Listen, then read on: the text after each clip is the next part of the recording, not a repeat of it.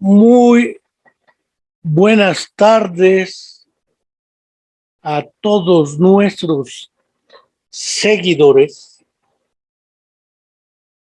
porque el día de hoy seguiremos hablando, es decir, monologando,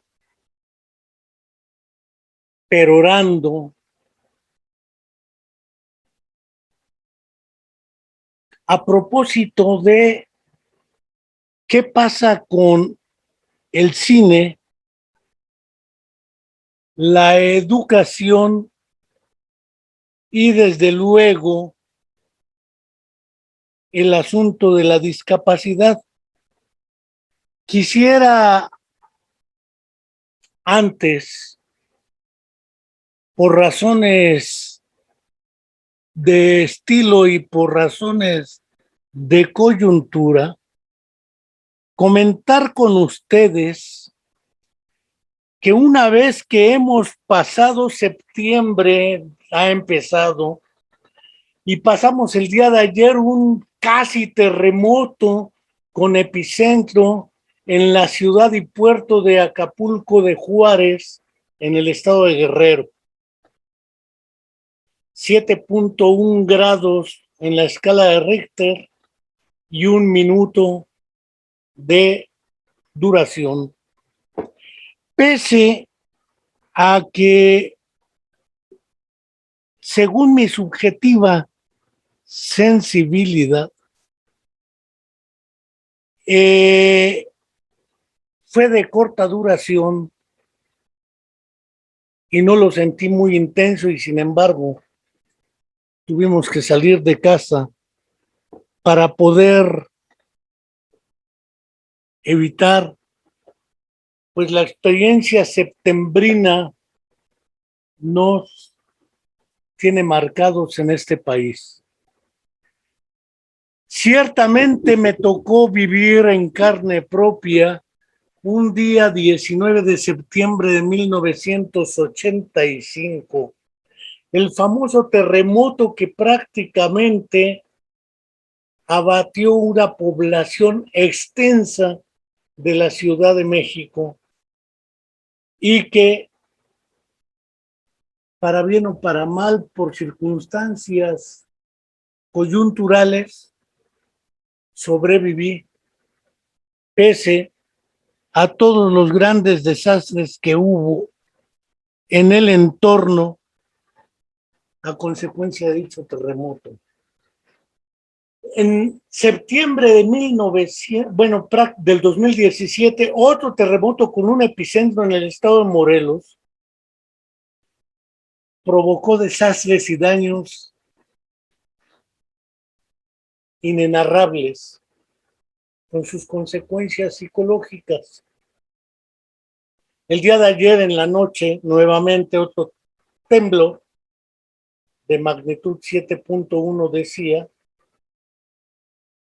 No hace mucho, 2017, se tuvo el terremoto precedente, también en septiembre. Parece ser que septiembre se nos está tornando un mes en este sentido dramático. Y por otro lado, con las lluvias torrenciales que han caído, pues ha habido muerte, daños en Tlayacapan, Morelos, en el estado de Hidalgo, en Tula, en varias regiones ha habido una serie de consecuencias desastrosas. Parece ser que nos golpea, además del COVID, que ya prácticamente desde marzo del año pasado ya estamos cumpliendo prácticamente año y medio de su sana distancia, y parece ser que ni terremotos ni lluvias torrenciales ni pandemias y epidemias han logrado liquidar, pese a que sí han tenido impactos desastrosos en las condiciones y calidad de vida de nosotros, los seres humanos, en diversas partes del planeta, en nuestra América Latina y particularmente en México. No quiero dejar de señalar que septiembre es también muy significativo porque tanto el 13 de septiembre como el 16 de septiembre están signados por hechos históricos con respecto, por un lado, a la guerra de independencia con respecto a España por parte de México, de una conquista que sí fue sangrienta, aunque digan que nos trajeron patria, lengua, madre y religión.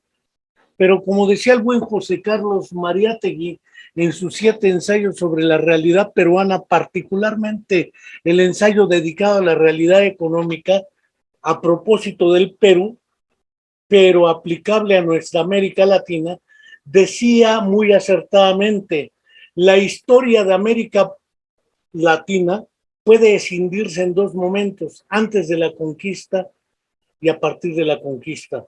Algunos revisionistas han estado señalando sistemáticamente que en el caso particular de México, quienes lograron esa guerra de conquista fueron los grupos internos de México. Sin la intervención de España tampoco lo hubieran logrado. Así que la conquista fue de España y la corona española fue la que saqueó oro, plata y todos los metales que se pudieran a cambio de la cruz y la Biblia.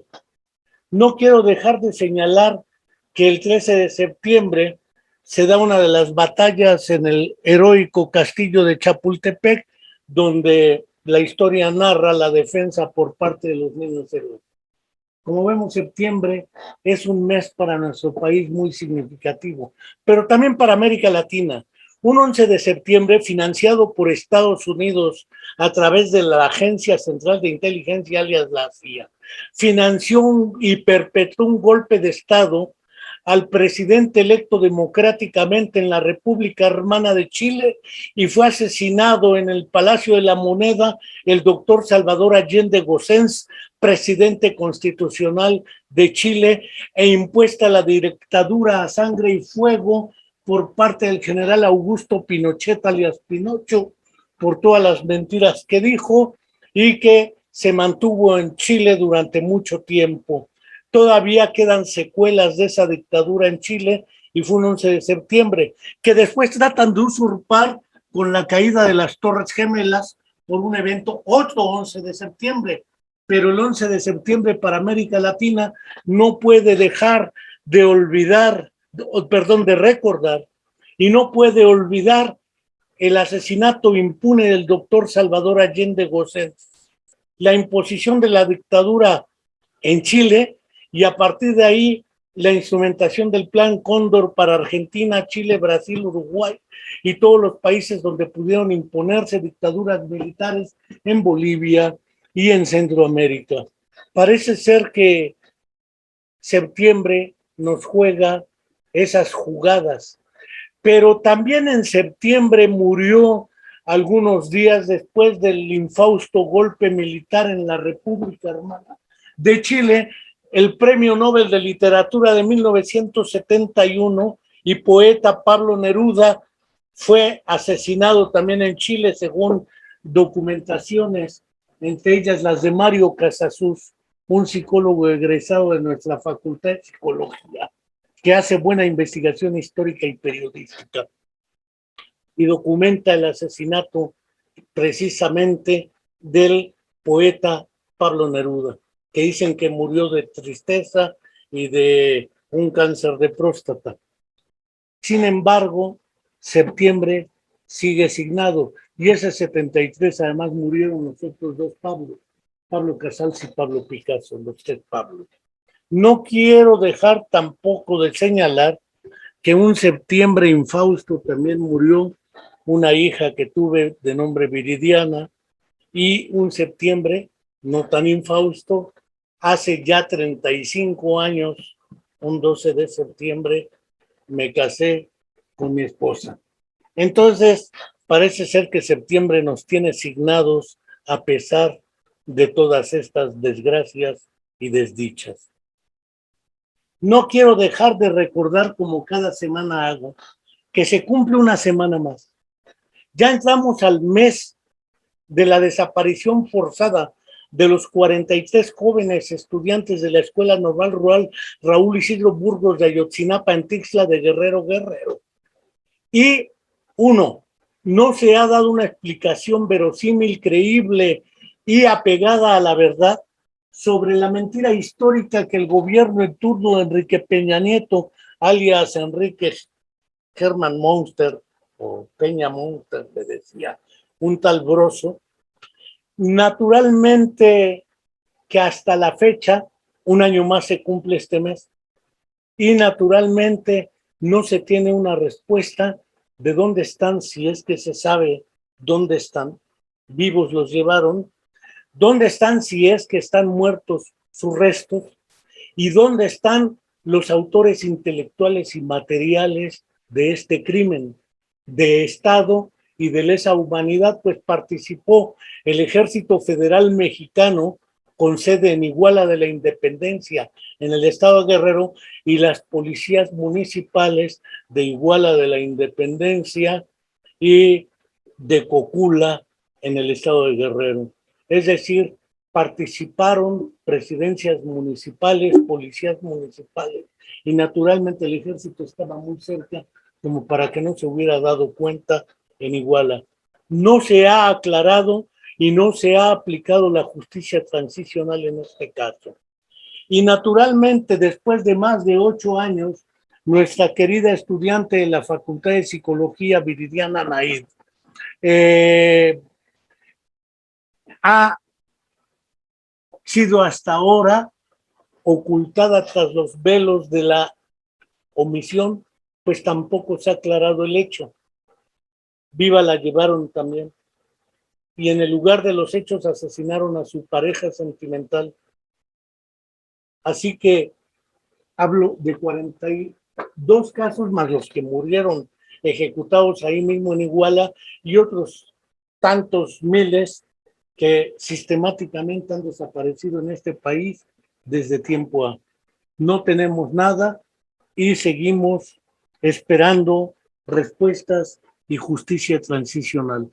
No quiero dejar de enviarle el saludo y abrazo fraterno a Angélica Rodríguez Monroy y decirle que seguimos esperando a Viridiana.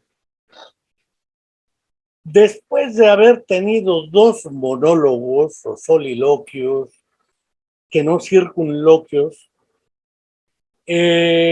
hablando sobre cuestiones tales como los niños ferales, niños abandonados y el autismo la semana anterior, y previamente tuvimos otro monólogo.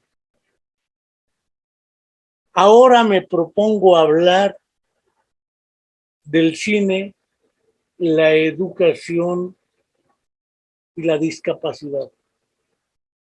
Tenemos claro que la fotografía fue una de las metáforas utilizadas para comprender qué era la memoria, por lo menos intentarlo. El problema de la fotografía es que esta tenía varias limitaciones. Es estática. No presenta la dinámica del movimiento, es decir, el tiempo queda fuera de la fotografía.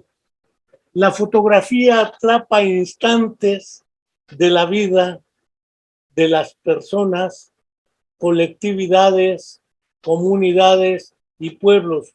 Yo recuerdo, por ejemplo, una fotografía que tomé en la unidad habitacional Benito Juárez, por cierto, que se hallaba frente al Centro Médico Nacional por allá en septiembre de 1985, después del terremoto que derribó la unidad habitacional por completo. Ahí murió Rodrigo González, un rockero mexicano, atrapado en los restos de los escombros, y tenía una estatua de Benito Juárez que se partió en dos, pero cayó con la cabeza erguida y con la mitad del cuerpo o el torso también parado sobre su base en el piso.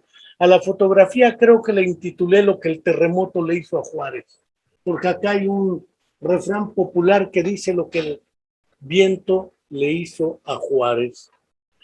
La fotografía guarda instantes, guarda y atrapa momentos, fragmentos que más allá de la memoria de los que la observan que además está organizada visualmente, implica que para explicar la memoria era aún limitada, la fotografía se hizo insuficiente. Tuvimos que esperar prácticamente al siglo XX, en sus inicios, con la llegada de los hermanos Lumière y posteriormente el buen Charles Chaplin, que ha sido fuente de inspiración para muchos personajes, entre ellos Mario Moreno Cantinflas. Hablo del personaje Cantinflas, no del actor Mario Moreno, porque ahí el personaje fue carcomido se carcomió al actor, y entonces ya el actor se llamaba Cantinflas y todo lo que apareciera sin que apareciera el personaje Cantinflas era imputado a Cantinflas. El cine vino a introducir el movimiento en las imágenes y se rompió la barrera del instante fugaz que queda atrapado. La obra cinematográfica empezó permitiendo la expresión de la imagen y el movimiento. Sin embargo, aún adolecía de un problema o una limitación. Era muda, es decir, era impresentada la voz, no había sonido. Por eso es la época del cine mudo. Entre ellos podemos ver la película, por ejemplo, muy clásica, La Caja de Pandora. Podemos ver varias de Charles Chaplin, los hermanos Lumière, desde luego. Quizás Las manos de Orlac, una película impresionante, con una trama de un pianista que pierde las dos manos en un accidente y como por esa época iban a ejecutar a un criminal, asesino por cierto, le amputaron las manos al criminal y se las implantaron al pianista de nombre Orlac. El problema es que a la vuelta del tiempo las manos empezaron a cobrar vida independiente y generaron una serie de problemas psicopatológicos o de conflicto entre la identidad de Orlac y la identidad de el criminal. Una película que recomiendo ampliamente, Las manos de Orlac, El gabinete del doctor Caligari. Hay películas de esa época, de la primera etapa, que nos van marcando la posibilidad de reconocer que ya aparecía el movimiento, la acción y lo que los lingüistas llamaron la función verbal. Ya no solamente aparecían imágenes fugaces de personajes, sino aparecía la acción. Y esto trajo consigo un avance importante. Posteriormente, al haberse agregado el sonido y más tarde el color, porque originalmente eran en blanco y negro, implicaba necesariamente la posibilidad de entonces sí transformar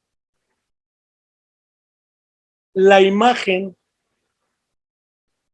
el movimiento, la acción y el sonido en lo que posteriormente aparece como la trama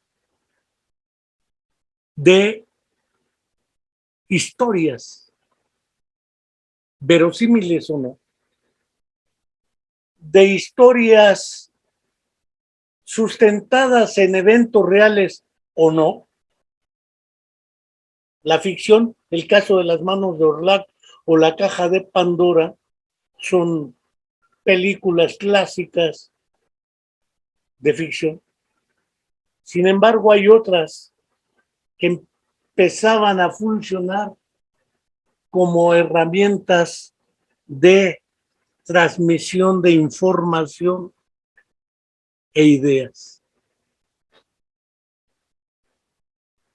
Sin embargo, no solamente es la transmisión o compartición de ideas, pensamientos, también de sentimientos y emociones que son expresadas por quienes representan los personajes de la trama. Hay un contexto, una trama, personajes que le dan vida a personalidades en tiempo y lugar concreto.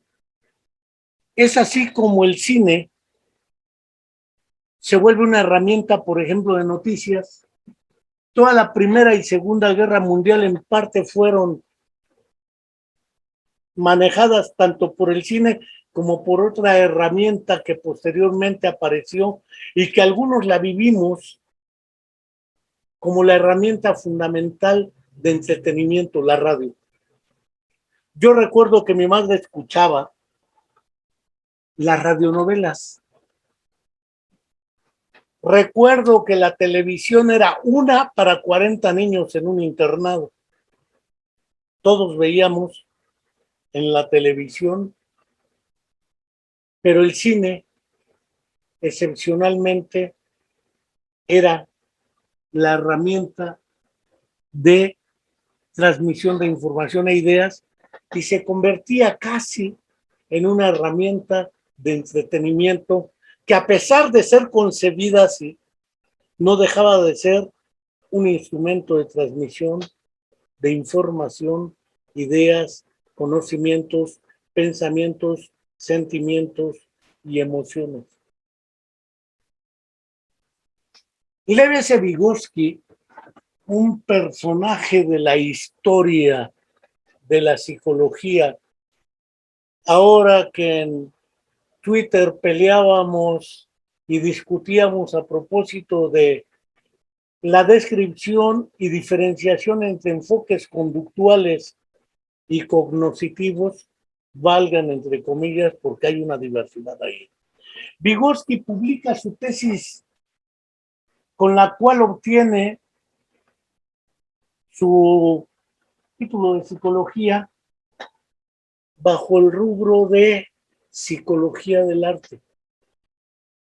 Y prácticamente analiza dos fenómenos artísticos, la literatura y el teatro. Sin embargo, él se planteaba un problema que en sus inicios también Sigmund Freud intentó comprender y que particularmente Vygotsky y después los teóricos de teoría de la mente lo desarrollaron ampliamente, la capacidad de empáticamente ponerse en los zapatos del otro y compartir las emociones vividas por los personajes de la literatura o del teatro, o en este caso del cine, y de quien ve teatro, ve cine y lee una obra literaria.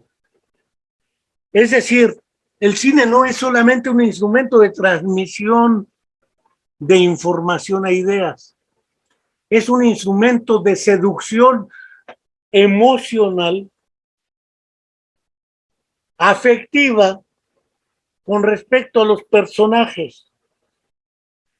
Hay una serie de evidencias que demuestran procesos de identidad entre quien observa y personajes de la trama de las obras. Puedo pensar, por ejemplo, en una primer película filmada en 1931, por ejemplo, por el buen Charles Chaplin, que después Mario Moreno Cantinflas retoma para hacer otra película él. La película se intitula Luces de la Ciudad, producida en el año de 1931 por Charles Chaplin. La trama es una chica ciega que se dedica a vender flores, una violetera. Y la música precisamente es la violetera española. Esta chica ciega y Chaplin, el personaje, se dedica a buscar el dinero para que la chica recupere la vista. Es curioso que en las historias sobre cine y discapacidad, y sobre todo en las proyecciones planteadas por algunas instituciones educativas que se proponen analizar tanto el fenómeno de la discapacidad como el fenómeno de los personajes con discapacidad, que no es lo mismo aunque parezca igual. ¿Cómo el asunto? Parece ser que es una de las primeras películas que trata el asunto de la ceguera en una trama.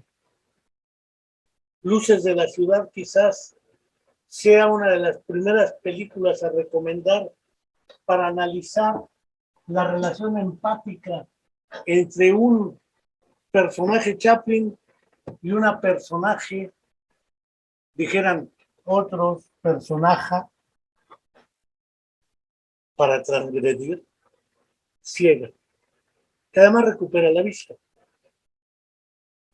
No quiero narrar toda la película, pero Luces de la ciudad, indudablemente. Antes, alguien en París escribió una obra que se llama El jorobado de Notre Dame. Es una obra en la cual Quasimodo, el personaje, tiene una serie de malformaciones congénitas morfológicas. Popularmente se les conocía como los jorobados, tenían su corona, que estaba en la Catedral de Notre Dame, era casi un campanero, y curiosamente, además de ser jorobado, era prácticamente sordo por el problema de las campanas que escuchaba a alta intensidad el personaje. En el año de 1923 se filma por vez primera, prácticamente 8 años antes que Luces de la ciudad de Charles Chaplin, El jorobado de Notre Dame. Y hay una chica que aparece probablemente ahí, de la cual a la vuelta de los años, muchas chicas tienen ese nombre después de que las películas se produjeron. No quiero hablar de Los Miserables y Cosette, porque ese es otro fenómeno, la pobreza y otra serie de eventos. O en ficción, que no lo es tanta, lo que sería en la primera versión Cyrano de Bergerac. Después aparece la segunda versión con Gerard Depardieu, francesa. Pero la primera es estadounidense. Tiene, creo yo, muy buen talante. Como todavía no empiezo con el asunto de cine y discapacidad, y me encontraba con el asunto de psicología del arte de Lev Semyonovich Vygotsky. Es una edición de Ariel, Madrid, España, probablemente en 1978, que fue cuando lo conseguí en una feria del libro. Empieza a plantearse el lado del punto de vista del observador, no del mensajero, sino de quien escucha o ve el mensaje y cómo le permite expresar sus propias emociones, sentimientos y valores ante una serie de sucesos que aparecen en la trama cinematográfica. El cine como referente de formas de vida, de ser, y no voy a decir de experiencias, aunque ya lo dije, porque el término experiencia es un término filosófico que les encanta a los psicólogos, neuropsicólogos y psiquiatras formados en la concepción anglosajona de ciencia. Hablan de experiencia. Sin embargo, Vygotsky utilizaba un término que del ruso ha costado trabajo su traducción, pershivanie, que tiene que ver con esta categoría, la vivencia. Porque la vivencia contiene algo que Antonio Damasio, en sentir lo que sucede, o en el error de Descartes, o de Descartes, o en Spinoza, 3 libros que dedica a esta cuestión, plantea que efectivamente nos hallamos ante una situación en la cual no solamente entran estímulos como creen algunos, se organiza una respuesta y se da la respuesta. Es el modelo clásico ER, estímulo-respuesta, con una metáfora de la caja negra del avión. ¿Quién sabe qué pasa en la caja negra? Y no importa. Lo que importa es los inputs y los outputs, que son los que se pueden trabajar. Lo demás es especulativo, dijera el buen Burjus Friedrich Skinner. Hablar del cine como referente de forma, vidas y vivencias nos marca que también tiene todo ese contexto afectivo, emocional y sentimental, porque los sentimientos, las emociones y los afectos no son solamente reacciones límbico-mesencefálicas como algunos pretenden reducir, y las relaciones de pareja entre dos novios, no importa si son del mismo género o no, cuando van tomados de la mano, no es porque vayan estableciendo una relación de un sistema musculoesquelético epidérmico con otro sistema musculoesquelético epidérmico. Son relaciones humanas que se viven de una manera particular y que cada ser humano las vive de distinta manera. Por eso Vygotsky prefirió el término de perishivanie, vivencia, porque la vivencia trasciende a la experiencia como categoría filosófica y nociológica. La vivencia contiene las inseparables emociones, los afectos, los valores, las creencias, los intereses y otros fenómenos que aparecen. Por ejemplo, en una película de Dersu Sala que se llama Dodescaden o El Camino de la Vida. Dodescaden es una película que narra una serie de historias de diversos personajes, entre los cuales está un muchacho con un déficit intelectual que tiene un deterioro cognitivo, ahora sí planteado, o una discapacidad intelectual, que tiene una deficiencia mental en términos de antaño y que se siente tranvía y vive el delirio, para algunos, que no es delirio, de ir a trabajar como tranviario simbólicamente. Y aparecen otros fenómenos, como un padre que se le muere un hijo de cólera y siempre está soñando con tener una casa y viven como indigentes en donde se puede. La miseria y las reacciones psicopatológicas también aparecen aquí, que no necesariamente aparecen como psicosis o esquizofrenia. Es algo mucho más complejo que no complicado. Pero esa película de Akira Kurosawa, Dodescaden, o El Camino de la Vida, es exquisita en ese sentido, de mostrar la correlación directa entre aspiraciones, sentimientos, emociones, deficiencias, algunas limitaciones personales, y de alguna manera cuando uno ve las películas siente dolor, tristeza y comparte con los personajes, o podría hacerlo, esos estados anímicos. Por eso el cine como referente de formas de vida, de ser y de vivencias es fundamental. En realidad los psicólogos, los educadores, los psiquiatras, neuropsiquiatras, no trabajamos, aunque algunos lo digan, con enfermedades. Yo recuerdo un médico que era genial, decía, para mí, él era ginecobstetra y decía, para mí el trabajo es muy placentero, hoy quité 4 placentas. Otro cirujano decía, había atendido un parto, hoy quité unos cálculos renales. Es decir, no hay seres humanos. La deshumanización es parte de esta historia y el cine nos permite recuperarlo como forma de vida, forma de ser y naturalmente de vivencia. No quiero desde luego dejar de recordar aquí a otro enorme personaje, psicólogo también, francés, de nombre René Sassot. René Sassot se forma en la escuela del psicólogo también francés, Henri Vallon, y él publica en sus trabajos de colectivos de psicología un texto muy particular que se llama El cine como herramienta didáctica y pedagógica en el hecho educativo. ¿Cuántos docentes o educadores no utilizan el cine, el documental?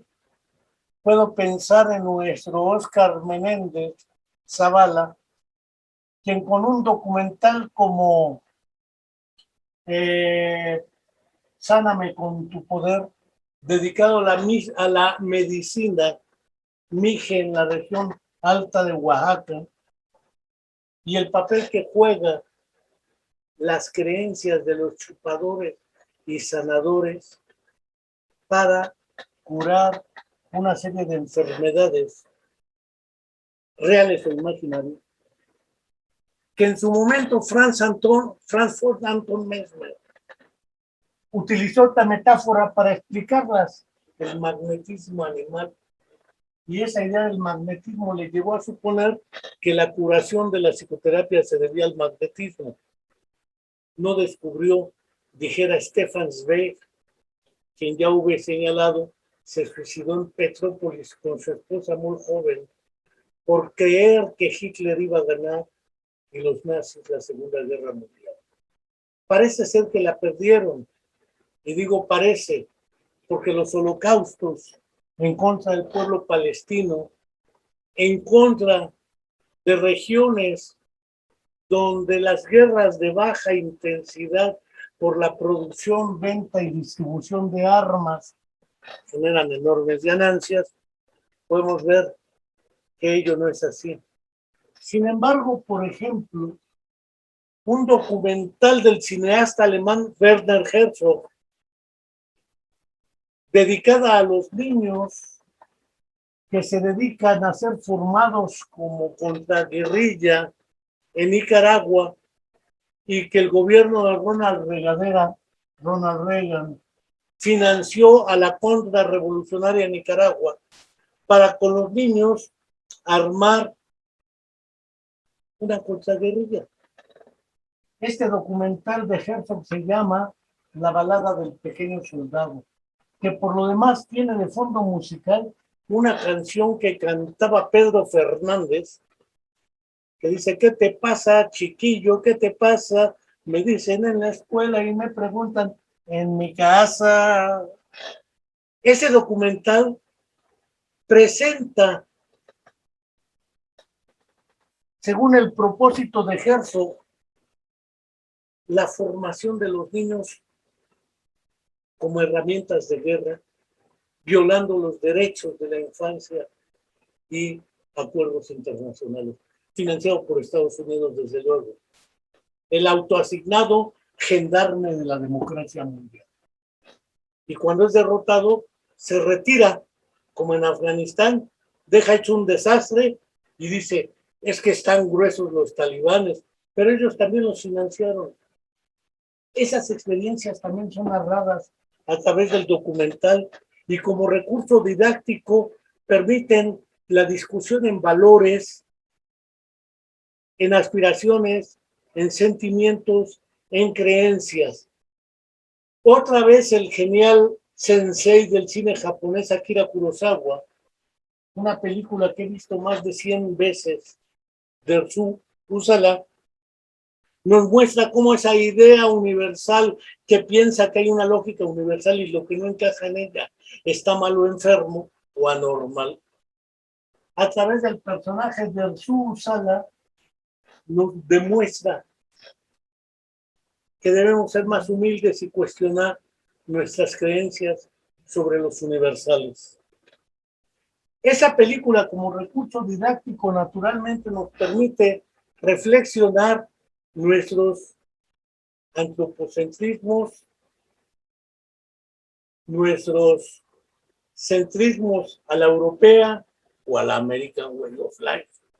Es decir, el cine también ha sido un instrumento didáctico y René Sasso en ese artículo planteaba cómo aprovechar el cine como cine de debate, como cine, como una herramienta pedagógica para generar lo que Paulo Freire decía en la educación como práctica de la libertad, la dialógica de los pares. Y así aprender a leer no solo los libros, sino nuestra realidad.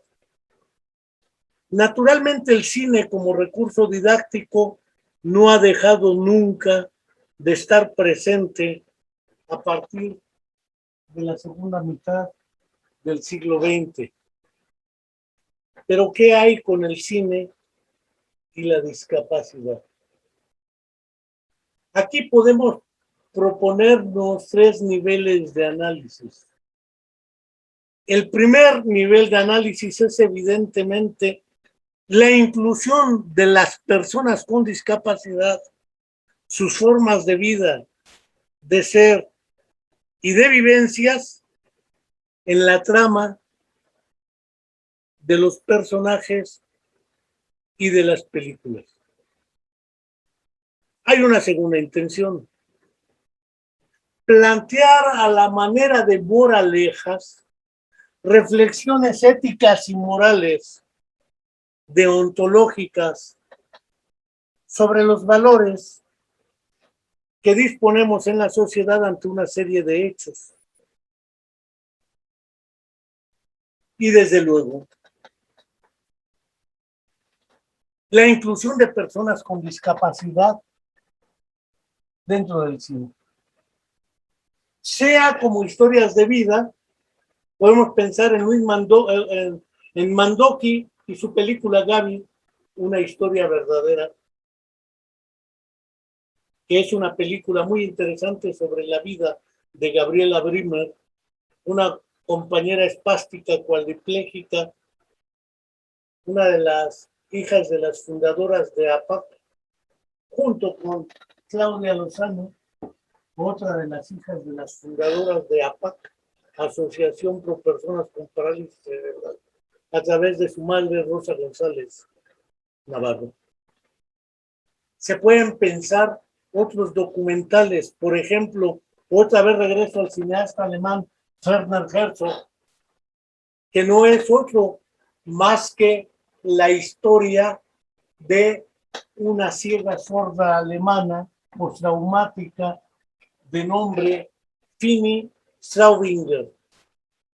Pero a través de la experiencia con Fini Straubinger, Herzog no se queda en el personaje y en cómo afronta el hecho de la ceguera y la sordera simultáneas, sino además cómo retoman la experiencia para ver qué pasa con más personas ciegas sordas y se organizan para, a pesar de la ceguera y la sordera simultánea, enfrentar la vida. Y como ahora hacen con las Paralimpiadas, parece ser que los paralímpicos, en el caso de México, ganan más medallas que quienes tienen más presupuesto y no las ganan. Claro, los gobiernos se atascan la boca de decir es que tuvimos 21 medallas este año, varias de oro, varias de plata y varias de bronce con las personas con discapacidad. Pareciera ser que también se utiliza con fines moralizantes. Pero pensar, decía en el documental de Herzog, El país del silencio y la oscuridad, dedicado a Fini Straubinger, y después a través de una escuela, porque plantea los dos problemas, los niños que nacen sordiciegos y los adultos que se vuelven sordiciegos, porque no es lo mismo perder que nunca haber tenido. Y no hay, como algunos suponen, siguiendo el concepto freudiano, que Ana Fraude también utilizó el concepto de regresión. Julián de Ajuriaguerra, más sagaz, plantea retrogénesis como concepto, porque la retrogénesis es una manera de reorganizar los procesos, no es una regresión. Pero bueno, no es el propósito de esta charla hablar de esas discusiones. Señalo porque además la película tiene la virtud de mostrarnos que el lenguaje articulado no es el único instrumento, es decir, el acto de habla fonológica y sintácticamente estructurado, no es la única herramienta posible de comunicación en las relaciones humanas y clínicas. Existe la lengua de señas en el caso de los sordos. Hay una película dedicada al tema, Los hermanos, la familia Beliar, dedicada al asunto de la lengua de señas. Hay una muy vieja hindú que se llama Amor sin palabras, también del uso de la lengua de señas. Sí. Pero en este caso, Herzog se plantea un problema que no se plantean la mayoría de los documentales que conozco dedicados al fenómeno de la sordiceguera simultánea, postraumática o congénita. Y habla de los sistemas alternativos de comunicación o aumentativos, en el caso de la postraumática, para facilitar la comunicación entre personas sordiciegas y con personas que no lo son. Además de los intérpretes. Y habla del sistema LOR, un sistema dígito táctil que nos plantea el uso de la yema de los dedos, y dijera el Marqués de Sade, la filosofía del tocador, el arte de saber tocar al otro para comunicarle algo. Parece que la estructura moralizante que tenemos prohíbe tocarnos, y en vez de decir el quinto no matarás, nos dice no tocarás. Sin consentimiento, que después diferencian. Bueno, hay consentimientos que no son consentimientos y otros que sí lo son, pero eso es otra historia también. Y resulta que desde que empecé a estudiar neuropsicología por motu propio, nos dijeron que el área de Broca y de Wernicke eran las responsables de la comprensión del lenguaje y su expresión en el sistema motor. Pero ¿qué empecé a observar en el caso de los sordiciegos? Es el tacto. Y el tacto no se expresa ni en el área de Broca ni en el área de Wernicke. Y en el caso de los sordos es el sistema visual, porque la lengua de señas se ve. Por eso ahora que dicen usa cubrebocas, las personas con sordera tienen dificultades para hacer lectura labiofacial, porque el cubrebocas cubre precisamente la boca y los labios. Eso dificulta la comunicación en tratándose de las personas sordas. Pero eso me llevó a un supuesto. Parece ser que nuestra creencia de que el área de Broca y de Wernicke son suficientes para explicarnos el asunto de las afasias. ¿Qué pasa? Después el genial y preclaro Oliver Sacks nos habla de las afasias en sordos. Afasia para la lengua de señas y afasia en sordiciegos para el sistema LOR, dígito manual o bimanual. Entonces resulta que el problema de las alucinaciones auditivas en la psicosis dejan de ser auditivas cuando se vuelven lingüísticas, en el caso de los sordos congénitos o en el caso de los sordiciegos. Y esto lo muestra muy nítidamente el cineasta Herzog en su documental, que no puedo dejar de recordar. Lo vi por allá en la década de los 70 a través del Cineclub, filosofía primero y después psicología, que el buen Antonio dirigía en la Facultad de Psicología, y que un doctor que era compañero de grupo mío con otro compañero de grupo, el doctor Omar Torreblanca Navarro, junto con el doctor Gerardo Hernández Rojas íbamos en el mismo grupo y empezamos a ver ese tipo de materiales para la reflexión psicológica, didáctica y pedagógica, neurológica, neuropsicológica y desde luego la educación de la cultura general. Otra vez Herzog saca un documental que se llama El futuro discapacitado según alguna traducción o El futuro mutilado según otra traducción. Y es un documental dedicado a los sobrevivientes de los efectos secundarios de un fármaco creado primero como ansiolítico, vamos, después de la Segunda Guerra Mundial y durante ella. Y después como reductor de los síntomas del embarazo, la talidomida. Muchos de los usuarios, de las usuarias de la talidomida con estos fines tuvieron hijos, particularmente en Alemania, que es el caso del documental, sin brazos o sin piernas, es decir, con ausencia de los miembros, a lo que se le conoce técnicamente como niños amélicos, ausencia de miembro, focomélicos, ausencia de una parte de miembro, y hemimélicos, ausencia de los miembros de un hemicuerpo correspondiente. Entonces había hemimelias, focomelias, que ahora en los Paralímpicos nos hemos visto ganar medallas de oro, pese a que tienen ausencia de miembros por otras razones. Y Herzog toma la responsabilidad de mostrarnos qué implica para las personas que sobrevivieron sin brazos y sin piernas a esas condiciones. ¿Qué implica para quienes convivieron con ellos como sus familiares? ¿Y qué implica para una sociedad? Porque el problema no es individual. Y naturalmente, Herzog, en su documental El futuro mutilado o discapacitado, tiene la fortaleza de mostrarnos ello. Otros casos que se pueden mencionar son indudablemente de un tal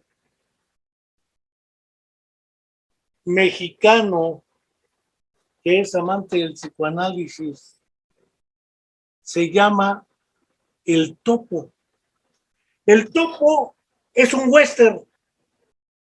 Yo no había visto westerns que no fueran de esa naturaleza. El Topo fue filmada en 1970. Fue filmada, en el caso particular, con un personaje de baja estatura, dijeran otros enanos, y un personaje sin brazos, al cual conocí personalmente porque era parte del Instituto Mexicano de Rehabilitación INDER, que se hallaba en San Fernando 15, en Tlalpan. Él, en vez de tener las manos y los brazos, tenía unas prótesis con ganchos. Entonces él, en la trama de la película del western, todos los duelos no los enfrenta él, los enfrenta la persona de baja estatura. Pero como su baja estatura le dificulta las cosas, el buen España carga en sus hombros a la persona de baja estatura para todos los duelos. ¿Sí? Estos trabajos, como el del Topo, son significativos porque incluyen estos personajes, aunque la trama es un western. No es propiamente dicho ello. Uno puede pensar, por ejemplo, en Amigos, otro western con Anthony Quinn, de un pistolero sordo, ¿sí?, que participa en los procesos de la guerra interna de Estados Unidos y se comunica con su compañero pistolero de otra manera. Se comunica con unas señas que no son en sentido estricto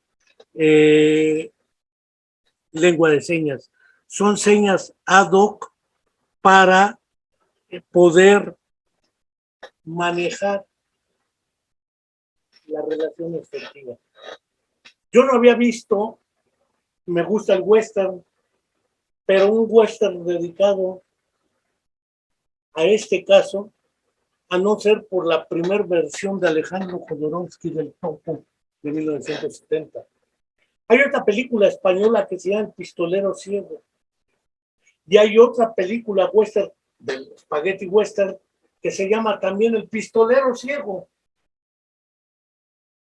No hay ahí más que la inclusión de personajes con una deficiencia, en este caso sensorial. El caso de el Topo, Brontis, que es la persona de baja estatura, y el señor España, que es quien carga a Brontis, están jugando esta trama. No es evidentemente el asunto como lo quería plantear. Quiero plantear, como ya dije, la primera película que conozco al respecto, filmada cronológicamente en 1923, es El jorobado de Notre Dame. Esa es conseguible y cualquiera podría verla. El personaje no merece mucho análisis. Ya hablaba de Luces de la Ciudad, que es de 1931, de Charles Chaplin. Pero de Todd Browning en 1932 aparece una película que se llama Freaks o Fenómenos, que como título tiene La parada de los monstruos. Y ahí se demuestra cómo las personas con malformaciones, con estas limitaciones, se vuelven objeto cultural de desprecio y admiración simultánea, de morbo y exclusión simultánea a través de los circos. Y el circo, en el caso de Freaks, La parada de los monstruos, es el destino que tienen. Y solo hay una persona que no tiene ninguna limitación, la bella Cleopatra, que por lo demás, por su ambición, seduce a quien se encarga de manejar el circo, un pequeño Hans, que tenía otra enamorada, otra chica de baja estatura, pero que en realidad se dedica a saquear el circo. Finalmente, en la trama, no les voy a hacer el final, se está mostrando esa dinámica histórica de exclusión, morbo y exhibición. Hay otra de 1947, que es Los mejores años de nuestra vida, a la cual no le quiero dedicar mucho porque me interesa, y en función del tiempo, otra de 1950, con Marlon Brando, se llama Jimen, Los hombres. Es el caso de un soldado en la Segunda Guerra Mundial que por una herida de bala en la médula espinal va a ser como resultado un personaje con una paraplegia. Y plantea a través de él y de otros sobrevivientes de las guerras, esta película curiosamente no fue censurada como otra que voy a comentar, porque es estadounidense y ahí sí censuran, pero esta no, porque también trabajan con pacientes con secuelas de polio. Esta película de Dimmen, Los hombres, nos muestra a través del personaje creado por el buen Marlon Brando al parapléjico que está luchando con las consecuencias psicológicas de la pérdida y transformación de sus condiciones de vida. No digo más, es altamente recomendable. Otra de 1962, El milagro de Anne Sullivan, dedicada a la maestra que logró que Helen Keller, está dedicada a la maestra y a Helen Keller, pudiesen lograr que hablara, pese a ser sorda congénita y ciega congénita. ciega y sorda simultánea, además de manejar el sistema LOR. El caso del milagro de Anne Sullivan es una película muy didáctica de la función de la didáctica y de la resistencia que se necesita y la alta tolerancia a la frustración en los docentes que trabajan con personas con serias limitaciones, que le llamaremos deficiencias, que no discapacidades. Porque ahí está el otro problema. Parece ser que se confunde la discapacidad con la deficiencia. Como muchos que me conocen lo saben, yo soy un sobreviviente de la epidemia de polio y sarampión de la década de los 50 del siglo pasado. Y mi condición de paraplegia ha sido prácticamente mi condición de vida desde hace más de 60 años. Es decir, yo no perdí, así ha sido mi vida. Y naturalmente ello ha supuesto que en debates haya planteado que yo no tengo discapacidad alguna, aunque por ley la tengo. Y aquí la ley está por encima de la realidad. No importa la justicia, entre lo justo y lo legal dijeron. Y el problema es que efectivamente yo tengo una deficiencia física secundaria a las secuelas de la polio. Sin embargo, ello no necesariamente me hace discapacitado, porque la discapacidad se encuentra estrechamente vinculada con el entorno sociocultural e histórico que marca que una persona tenga más o menos limitaciones para su autorrealización personal, dijera Abraham Maslow y otros, en el caso de esta dinámica. Yo quiero creer que los niños que aún nacen con secuelas, con polio, que les da polio, vamos, y que sobreviven a ella, no enfrentarán en las mismas condiciones que me tocó enfrentar esta dinámica. Y por lo tanto el resultado sería distinto. Esto viene documentado en un documental del buen José Peguero de 1997-98, que se llama La vida pasada en limpio. Un documental que fue premiado, donde con otro monólogo hago un poco narrativa sobre mi propia vida y a través de mi vida de otras condiciones y personajes. No quiero desde luego concentrarme únicamente en Diment. Hacia 1969, el cineasta francés François Truffaut, sí, el de los 400 golpes, entre otras, dirigió y editó El Niño Salvaje, dedicada a un muchacho rescatado de los bosques en Cannes, Francia, que había sido abandonado y cuidado por lobos, y el papel de la educación en su recuperación. No cabe duda que es altamente recomendable esta película de François Truffaut. Asimismo, quiero señalar El Topo, que es también conseguible, de Alejandro Jodorowsky, de 1970. Y en 1970, otra vez, Herzog edita una película sumamente distópica. También los enanos comenzaron desde pequeños. Es en realidad la presencia de una distopía ante el contexto de la baja estatura en ciertos entornos socioculturales. Ya mencionaba un año después, 1971, El País del Silencio y la Oscuridad. Y en 1971, El Futuro Mutilado. En 1971 también se dirige y edita una película de un personaje que, como consecuencia de la Primera Guerra Mundial, se queda ciego, sordo, sin brazos, sin piernas y sin lengua. Johnny empuñó su fusil.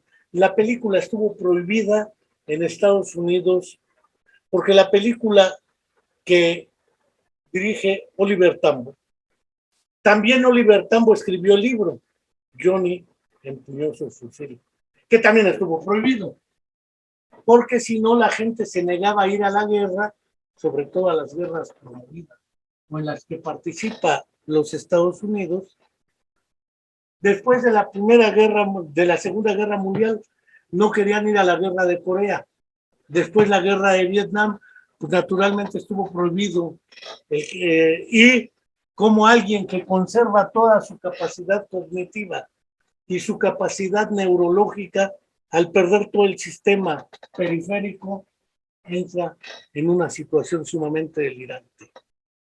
Johnny empuñó su fusil del año 1971, altamente recomendable, sobre todo porque dice Oliver Tambo en el libro, solo la guerra de Vietnam, dice, costó a Estados Unidos más de 400 toneladas de carne de soldados muertos. Más de 500 toneladas de sangre perdida de jóvenes estadounidenses. Sin contar la cantidad de personas impactadas como familias. Debo señalar que esta película es sumamente interesante. No tengo duda, otra vez de Herzog, el enigma de Kaspar Hauser, el caso de un personaje abandonado, pero no en los bosques, como el caso de Víctor de l'Aveyron, que nos presenta el buen François Truffaut. En el enigma de Kaspar Hauser, Herzog nos muestra un personaje que en los primeros años de su vida estuvo encerrado y cuidado por una sola persona para que no muriera, y fue encontrado en 1836 en la plaza central de Nuremberg, Alemania. Y el caso fue documentado por un jurisconsulto que era tío abuelo probablemente de Ludwig Feuerbach, el de Ludwig Feuerbach y el fin de la filosofía clásica alemana de Marx, que era Anselmo von Feuerbach. El libro se consigue también, se llama Kaspar Hauser, así nomás, y viene toda esa trama. Posteriormente, en Estados Unidos ha tenido la capacidad de reproducir regularmente películas que se originaron en otro lado. Perfume de mujer, que muchos habremos visto con Al Pacino, en realidad es una película italiana de 1974 actuada por Vittorio Gassman. Es una película de un personaje ciego y su relación amorosa y el alcoholismo. Es una excelente película, la versión original, la de Vittorio Gassman, italiana, que después también es altamente recomendable la versión con Al Pacino. Hacia 1980 aparece El hombre elefante, una película que por lo demás no puedo dejar de recomendar por la misma circunstancia que se presenta en Freaks, La parada de los monstruos, pero esta es hasta 1980. Hijos de un dios menor de 1986, dedicada a la sordera. Ya hablaba de Gaby, una historia verdadera, 1987. 1988, Rainman. Y quizás es la primera versión que nos acercó al autismo. Para Rainman se tuvo que trabajar ampliamente por el actor con un personaje de nombre Kim Peek, ya fallecido, que tenía de origen una sección completa de cuerpo calloso y quiasma óptico. En consecuencia, era un caso natural, entre comillas, de lo que después Sperry y Gazzaniga armaron con el cerebro dividido en el hombre en los casos de cirugía por epilepsias intratables, en el caso del síndrome ampliamente conocido por esa inhabilidad de contener los brotes epilépticos. Mi pie izquierdo, no quiero dejar de referirla, dedicada a la parálisis cerebral o en nuestro caso en México los trastornos neuromotores. a otro tipo de enfermedades motrices recurrentes, despertares, que es ampliamente conocida, de 1990.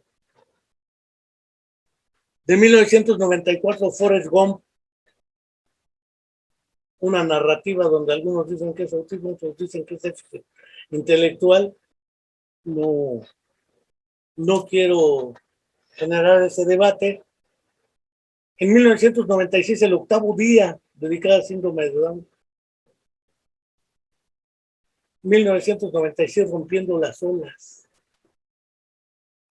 también dedicada a las tetraplegias. Otra vez las paraplegias, 1997, Carne trémula, de Pedro Almodóvar. El color del paraíso, una película iraní de 1999 dedicada a un niño ciego que es educado por otro personaje ciego y la escuela de ciegos en Irán. Muy interesante. Nacional 7 o La terapia del placer del 2000, francesa, dedicada a discapacidad. Es un caso centrado en trastornos de lo que algunos llaman distrofia muscular progresiva y algunas secuelas de trastornos neuromotores y la sexualidad. Nacional 7 o Nacional 7, La terapia del placer, altamente recomendable. Del 2000, hable con ella otra vez de Pedro Almodóvar. El caso de los estados de coma y los abusos a pacientes en estado comatoso dentro de la institución hospitalaria. Bailando en la oscuridad del 2000, no tengo duda. Una mente brillante del 2001 sobre esquizofrenia o psicosis. Piedras. Yo soy Sam. Me llaman radio, claramente vinculadas a lo que es el deterioro cognitivo y la inserción sociocultural.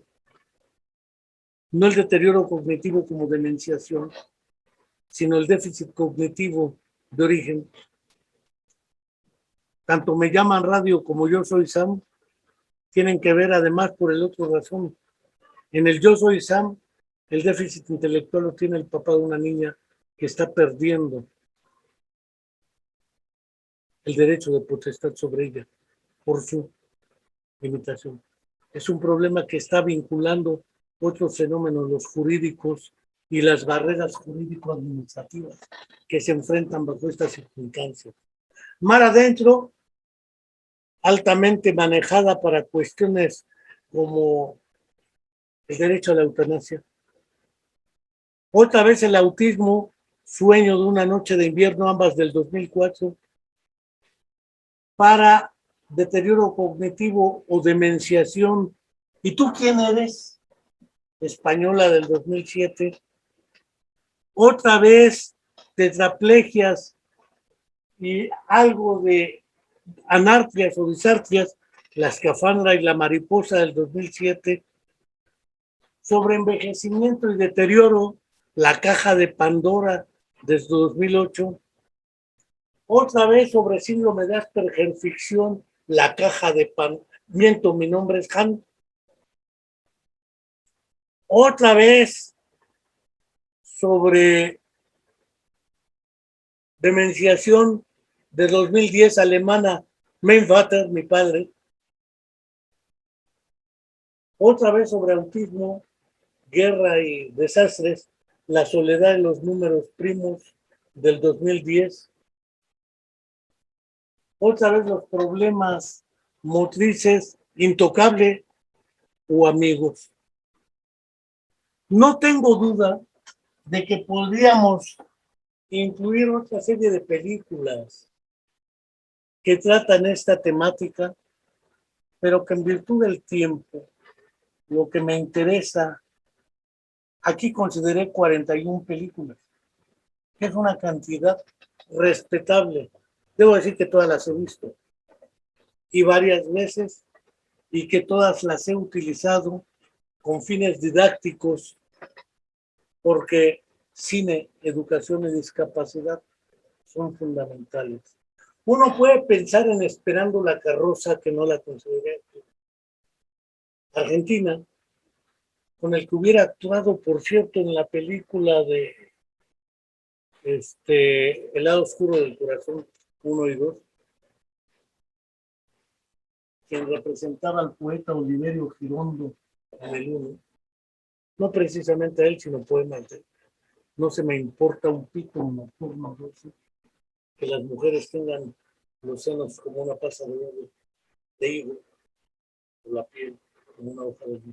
Es más de un valor insignificante que tengan la nariz como una zanahoria, etcétera. Pero eso sí, si no saben volar. Con ese actor, Esperando la carroza, el problema de las familias, cuidadores primarios y las circunstancias que afrontan ante el envejecimiento y el deterioro. Chusca la película, con una polca, el barrilito mexicana, creo que vale la pena también. El diario de Noah, que tampoco la incluye. Sí. En realidad, hay una serie de películas que pudieran considerarse aquí, pero el propósito de este monólogo, más que hablar de las películas, era recuperar los 3 ejes de análisis. El cine como instrumento de transmisión de información. El cine como referente de formas de vida, de ser, y Pirishivani, o vivencias. El cine como recurso didáctico y el cine y la discapacidad. No quiero hartarlos porque ya llevo 1 hora, casi 20 minutos de perorata, y ahora sí no la escribí como las otras, porque si no me detengo me alcanzo. Pero creo que con esto lo que quiero hacer es, 1, invitarles a que vean esta serie de películas. 2, invitarlos a que quienes trabajan en los ámbitos de la psicoterapia, la rehabilitación, el trabajo con familias de personas con discapacidad y la educación puedan utilizarlos como recurso didáctico, pedagógico o terapéutico, porque permiten la reflexión, permiten el intercambio y la comunicación y permiten reconocer nuestras emociones ante determinadas circunstancias, porque como decía el filósofo español José Ortega y Gasset, yo soy yo y mis circunstancias, y sin estas circunstancias yo dejo de ser. O decía el buen Octavio Paz, para que pueda ser, debo ser otro. Salirme de mí mismo. Buscarme entre los otros que no son yo, los otros que me dan plena existencia. No quiero dejar de invitarlos al cine y la otra vertiente de la tragedia psicopatológica en algunos casos, en otros solamente emocional y psicológica, la ópera, que en algún momento ya tendremos la oportunidad, si se deja a alguno de los expertos en el tema, tener una charla, y si no, pues un monólogo, faltaba más, porque sí, también vemos ópera y hemos recomendado ópera, por ejemplo, en psicosociología de la identidad por Chiambés, para ver la cuestión de la negritud, guetos. Además, en Porgy and Bess, la ópera, sale una persona con secuelas de problemas al nacimiento de tipo motor, que se dedica a pedir limosna, es negro, Porgy precisamente, y además el asunto del consumo de drogas. Da para mucho esto. Y antes de finalizar, no quiero dejar de invitar a que se suscriban a nuestro canal de YouTube, perdón, ya estoy parafásico, de YouTube, La Comuna de la Palabra, porque ahí colocamos los videos de todos y cada uno de los programas, o a nuestro canal en Spotify, porque ahí colocamos todos los podcasts. Muchas gracias y hasta la próxima.